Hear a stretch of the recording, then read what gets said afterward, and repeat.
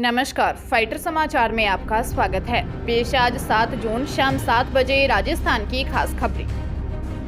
केंद्रीय मंत्री गजेंद्र सिंह शेखावत की ओर से राजस्थान के मुख्यमंत्री अशोक गहलोत के खिलाफ दर्ज करवाए गए आपराधिक मानहानि के मामले में सुनवाई हुई। इस दौरान अतिरिक्त महानगर दंडाधिकारी हरजीत सिंह जसपाल के कोर्ट ने मामले में दोनों पक्षों के वकीलों की दलीलें सुनने के बाद मामले में फैसला सुरक्षित रख लिया। अब कोर्ट मामले में 24 जून को फैसला सुनाएगा। कोर्ट में इस बात पर बहस हुई कि क्या अशोक गहलोत को मुख्यमंत्री रहते हुए कोर्ट समन जारी किया जा सकता है या नहीं।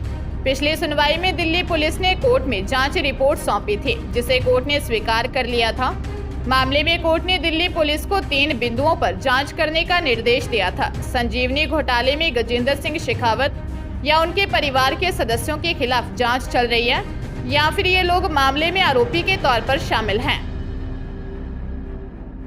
टोंक जिले की पोक्सो कोर्ट ने 3 साल की बच्ची से रेप के आरोपी को दोषी करार दिया है और 20 साल के कठोर कारावास की सजा सुनाई है। कोर्ट ने आरोपी पर 50,000 रुपए का जुर्माना भी लगाया है। दोषी युवक ने 1.5 साल पहले घर में अकेली बच्ची से दुष्कर्म किया था।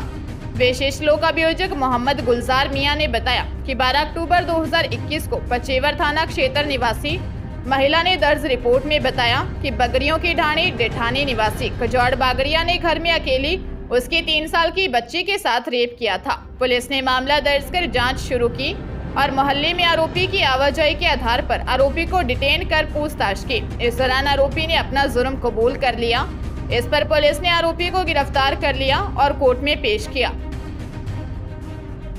जोधपुर में HDFC से करीब 64 लाख की ठगी का मामला सामने आया है। पुलिस का दावा है कि ठगी करने वाले 4 से 5 लोग हैं। इनमें से कुछ स्टूडेंट भी हो सकते हैं। मामला भगत की कोठी थाना क्षेत्र का है।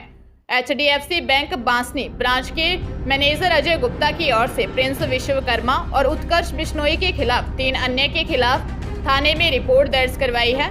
अभी तक एक भी आरोपी पकड़ में नहीं आया है। रिपोर्ट में बताया कि इन आरोपियों ने करीब 63,99,991 रुपए की ठगी की है। इससे पहले जब प्रिंस विश्वकर्मा को ये रुपए लौटाने का नोटिस दिया तो उसने उल्टा बैंक पर ही फर्जी अकाउंट खुलवाने का आरोप लगाते हुए मामला दर्ज करवा दिया था। मैनेजर ने बताया कि ऑनलाइन सामान खरीदने वाले कस्टमर प्रिंस के अकाउंट में रुपए डालते, जैसे प्रिंस के खाते में ये रुपए आते वह इन्हें किसी अन्य अकाउंट में ट्रांसफर कर देता था। इसके बाद जो भी कस्टमर रुपए ट्रांसफर करता वह RBI में शिकायत करता कि रुपए ट्रांसफर होने के बाद भी उसे सामान नहीं मिला। उन्होंने बताया कि इस तरह 11 से 20 फरवरी के बीच आरोपियों के द्वारा करीब 64 ट्रांजैक्शन कर 64 लाख रुपए की ठगी कर ली गई। पुलिस मामले की जांच कर रही है। राजस्थान के पूर्व उप मुख्यमंत्री सचिन पायलट के पार्टी बनाने की खबरों को प्रदेश कांग्रेस प्रभारी सुखजिंदर सिंह रंधावा ने सिरे से नकार दिया है। उन्होंने कहा कि मुख्यमंत्री अशोक गहलोत और सचिन पायलट दोनों पार्टी के एसेट हैं।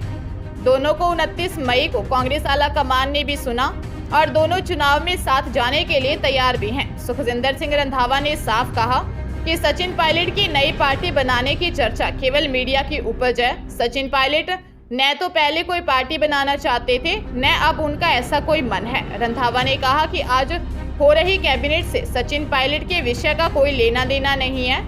उस मामले को कांग्रेस आला कमान ही देख रहा है।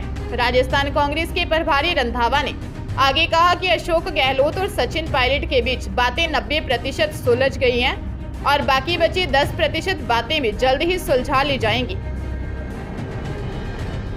राजस्थान में कोटा शहर के कुन्हाड़ी थाना इलाके में बालिता रोड पर नई डाली गई सीवरेज लाइन की सफाई व कनेक्शन करने के लिए नीचे उतरे 3 मजदूरों की मौत हो गई। सीवरेज के चैम्बर में जहरीली गैस से ही इन मजदूरों की मौत मानी जा रही है। इसकी सफाई के लिए 4 मजदूरों को नीचे उतारा गया था। अचानक एक के बाद एक बेहोश हो गए, जिसकी सूचना मिलने पर नगर निगम की रेस्क्यू टीम मौके पर पहुंची और इन्हें निकाला गया था। चारों मजदूर मध्य प्रदेश के झाबुआ जिले के जूना पानी के निवासी हैं। घटना के बाद पुलिस ने मौके से काम का सुपरविजन कर रहे हैं। कुलदीप सिंह को हिरासत में ले लिया, साथ ही उन्हें कुन्हाड़ी थाने ले जाकर पूछताछ शुरू कर दी है। इस घटना में 25 वर्षीय कमल कुमार, 24 वर्षीय गालिया व 26 वर्षीय कीरे सिंह को मृत घोषित कर दिया।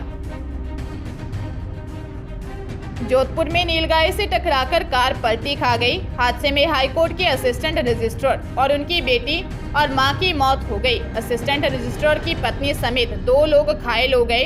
हादसा बन्नार थाना इलाके के थबूकड़ा में हुआ। पुलिसकर्मी सहदेव ने बताया कि हाईकोर्ट के असिस्टेंट रजिस्ट्रार राजेंद्र सिंह अपने परिवार सहित मेड़ता से जोधपुर की तरफ लौट रहे थे। उनकी कार थबूकड़ा गांव की तरफ पहुंची। इस दौरान एक नीलगाय टकरा गई। कार का बैलेंस बिगड़ गया और पलट गई। हादसे में राजेंद्र सिंह, उनकी मां और बेटी की मौत हो गई। पुलिस मामले की जांच कर रही है। जयपुर में क्लासमेट के स्कूल छात्रा से छेड़छाड़ करने का मामला सामने आया है। दोस्ती करने का दबाव बनाने के साथ ही आरोपी क्लासमेट शादी करने के पीछे पड़ा है। पिछले करीब 1.5 साल से नाबालिग छात्रा पर आरोपी दबाव बनाकर परेशान कर रहा है। भट्टाबस्ती थाने में पीड़िता के पिता ने दर्ज रिपोर्ट में बताया कि उनकी 17 साल की बेटी प्राइवेट स्कूल में पढ़ाई करती है। आरोप है कि उसके स्कूल में साथ पढ़ने वाले क्लासमेट उसके साथ छेड़छाड़ करता है। पिछले 1.5 साल से नाबालिग स्कूल छात्रा पर दोस्ती करने का दबाव बना रहा है। दोस्ती के साथ ही शादी करने का दबाव बनाकर परेशान कर रहा है। 2-3 बार समझाइश करने के बाद भी आरोपी क्लासमेट नहीं माना। पुलिस मामले की जांच कर रही है। कौशाम्बी से सियालदह अजमेर एक्सप्रेस की एक बागी में आग लग गई। कोच से धुआं उठता देख यात्रियों ने चेन पुल कर दी। ट्रेन रुकने के बाद यात्री ट्रेन से कूदकर भागने लगे। इसके बाद रेलवे कर्मचारियों ने फायर उपकरण से आग बुझाई। इसके बाद यात्रियों ने राहत की सांस ली। घटना कोखराज थाना इलाके के फरवारी रेलवे स्टेशन के पास की है। रेलवे अफसरों के मुताबिक सियालदह से अजमेर जा रही सियालदह एक्सप्रेस की स्लीपर बोगी में दोपहर 2 बजे अचानक आग लग गई। फरवाई रेलवे स्टेशन के आउटर पर यात्रियों ने चैन पुल करके ट्रेन रोकी और खिड़की और दरवाजे से कूदने लगे। थोड़ी देर में पूरी ट्रेन खाली हो गई। ट्रेन में मौजूद रेलवे कर्मियों ने तत्काल फायर उपकरणों की मदद से आग पर काबू पाया। आग शॉर्ट सर्किट के कारण लगी थी। सीकर शहर में सराफा व्यापारी के काम करने वाला नौकर 1 किलो चांदी और 40,000 की नकदी लेकर फरार हो गया। नौकर का बीते 2-3 दिनों से कोई अता पता नहीं है, जिसका अब मोबाइल भी स्विच ऑफ आ रहा है। पीड़ित व्यापारी ने कोतवाली थाने में मामला दर्ज करवाया है। सीकर शहर निवासी राधा कृष्ण सोनी ने कोतवाली थाने में रिपोर्ट देकर बताया है कि वह जेवरात तैयार करने का काम करते हैं। उन्होंने 1 किलो चांदी से तैयार पायजेब और 40,000 रुपए अपनी दुकान पर काम करने वाले शुभम को दिए थे, जिन्हें उसे जीतू सोनी को देकर आना था, लेकिन शुभम ने वह जीतू को नहीं दिए और फरार हो गया। फिलहाल कोतवाली पुलिस ने मामला दर्ज कर जांच शुरू कर दी है। धौलपुर में आगरा मुंबई राष्ट्रीय राजमार्ग पर घरेलू सामान की खरीदारी करने जा रहे युवक की बाइक को मुरैना की ओर से आ रहे ट्रक ने टक्कर मार दी। हादसे में युवक की मौके पर ही मौत हो गई। पुलिस ने बताया कि 25 वर्षीय सोना खान घर का सामान लेने के लिए धौलपुर शहर के लिए बाइक पर रवाना हुआ था। बाइक सवार युवक जैसे ही आगरा मुंबई राष्ट्रीय राजमार्ग पर डटोली के पास पहुंचा तो मुरैना की ओर से आ रहे तेज रफ्तार में ट्रक ने उसे चपेट में ले लिया।